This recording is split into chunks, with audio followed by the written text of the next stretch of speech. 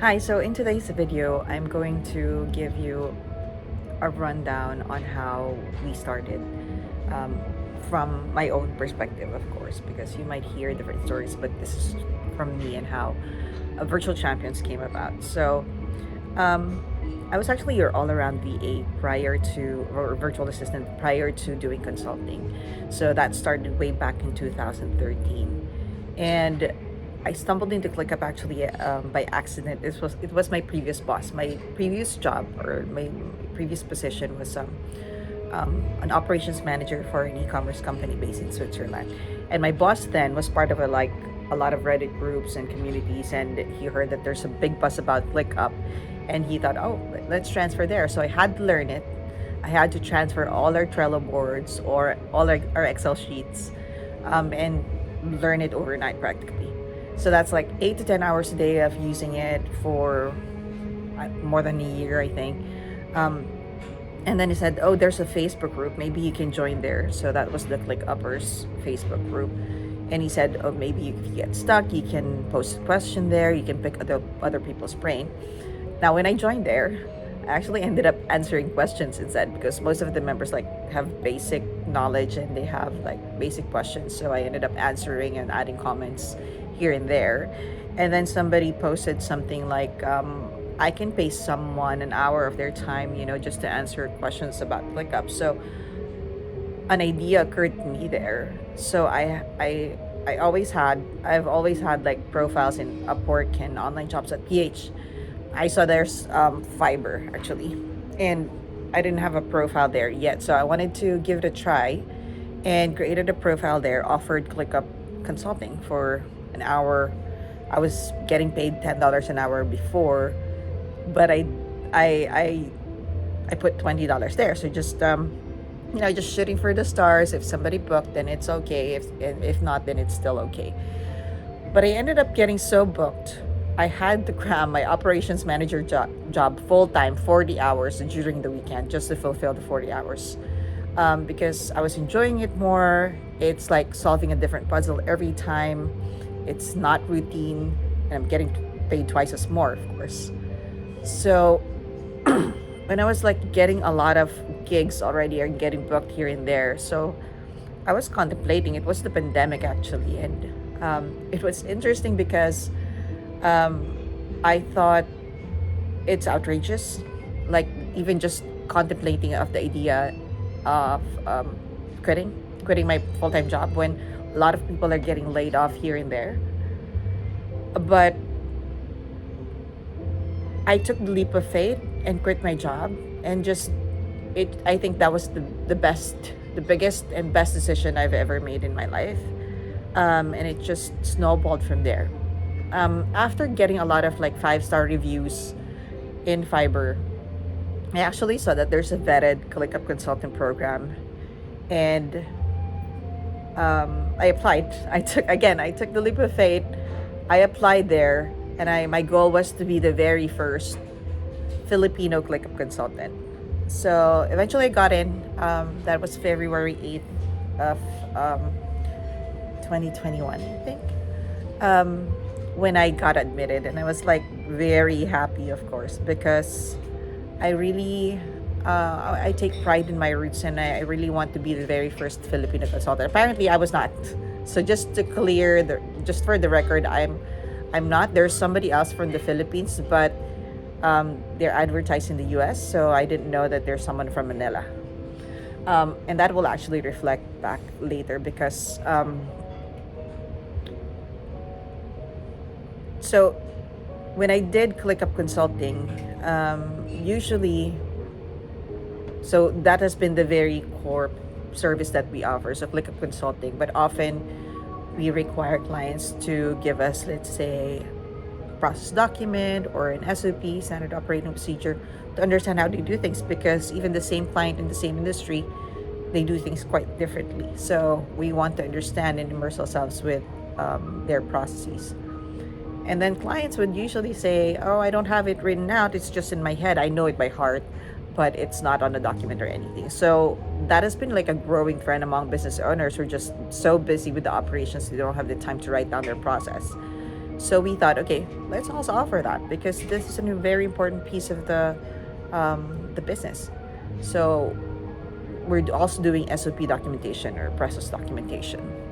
And then after we implement ClickUp, for our clients, because they know that I'm from the Philippines, they would say, "Oh, do you know a virtual assistant from the Philippines who can help me maintain my ClickUp or, doing some administrative tasks for me?" And we thought, okay, who can then best train the virtual assistant, but us who designed the system? And it just made sense. That's why we also offered virtual assistant services. We can continuously support that virtual assistant in the back end, even if it's not even billed to the client, because we know ClickUp like the back of our hands, and we can train them, support them, and provide help if they need to tweak anything in the setup that we did for the client. Now, aside from that, the last would be once you're tinkering with ClickUp and you're doing one of the things I really love about ClickUp is automations, because you don't have to pay extra. Before, I was using Zapier to automate some of our tasks. And Zapier is quite easy because it's just drop down, you just choose what makes sense, you follow the prompts, and there you go. It gets complex if you need to add formula and filters and all that, but the support has been really great. But back then, Zapier didn't have the ability to map out custom fields in Click. So I had to learn a different tool. It's called Integromat then. And it's not that user-friendly. Like, it has nodes and modules that only developers appreciate. But through experience and repetition, I actually enrolled a few in a course that I haven't finished. But it was through repetition and experience that I got the hang of it. So we are now in the position where we can also offer ClickUp automations using Integromat or Make. So things like, for example, if you have a CRM, whether that's Close.io or High Level, if an opportunity is won, it can send a webhook to Make, and then we'll process that. We'll start the onboarding process in ClickUp. A few things that we also do is, for example, if you have a new client, we can create the Google Drive folder automatically for that client, and then add the link to the list or the task for that client. And there's just plenty of things that you can do with Make. One client that we have, let's say a Shopify order, because they're doing a bit of design from the Shopify orders, it gets processed by Make and then creates a task out of that Shopify order. What else? We're also doing Make internally. I just love automating stuff. For example, if a deal is closed, we send a Slack announcement saying that we want another client, or if somebody receives their payroll, we notify them via Slack as well, and sends a payslip automatically. And even our invoice system is through Make. So whenever we fill out the form saying that we need an invoice for this client, it generates the invoice out of a Google document template, and then depending on the currency that we put in, it's going to create the relevant document with the right bank account, because we're dealing with a lot of clients and a lot of currencies. So that was really a game changer, because often you'll make errors and commit mistakes in creating the invoice because there's just so many variations that we have because of the currencies. But now, the risk for errors, human errors, has been eliminated because of the automation. So those are the four core services that we offer. And ClickUp has been enough. We actually, before, we were talking about, okay, maybe we can also do this software or that software, but ClickUp has been enough for us. And we have been growing from being a one-woman company to a team of 25. And ClickUp has been the reason why we were able to scale that fast in 1.5 years. And I'm just so proud of our team. And one of our mission or our vision is to be a company for Filipinos by Filipinos. That's why at the onset of putting up the company is that we made sure that we're registered legally in the Philippines, because the Philippines doesn't have any laws yet with freelancers and virtual agencies and all. And they can you can get away with it because again, there's no law about that. But and because I wanted to be a Filipino owned agency for Filipinos, there's just a lot of layers around that mission and vision. But I aim to register as early as possible. So I did that without thinking about the amount of headache that it's gonna give me. But the reason for that is I want to give back to the Filipino community, and the reason why we're successful as an agency is because we want to cater really top Filipino talent. Most of the agencies here in the Philippines, the reality is that they're foreign owned. And we're not even sure if they have their own entity, legal entity here in the Philippines, and they're paying the right dues and government dues. And we want to be that. We want to be the Filipino agency that's for Filipinos and by Filipinos. And another thing that I really hate about is that Filipinos still get paid $3 an hour, maybe 10,000 pesos a month. There are still a lot of offers on online jobs.ph, and a lot of Filipinos are accepting those jobs. But I really want to cater to top paying clients who appreciate the talent and quality of work that we provide. And I've met a few souls in my journey that who really believes in Filipinos, their work ethics, communication skills, the quality of the work that we provide. So I really want to really champion Filipino talent and compete globally with the rates that we deserve, and not just because our cost of living is low, so they can pay us that amount. So I really want to cater to top paying clients who wants to get top Filipino talent. So, and that's the network that we're starting to build. We're starting to build an elite group of Filipino virtual assistants, project managers, operations manager, and really provide top dollar for them. Before, when I was still working, my only goal is that I want to earn 6 digits. That's my goal for myself.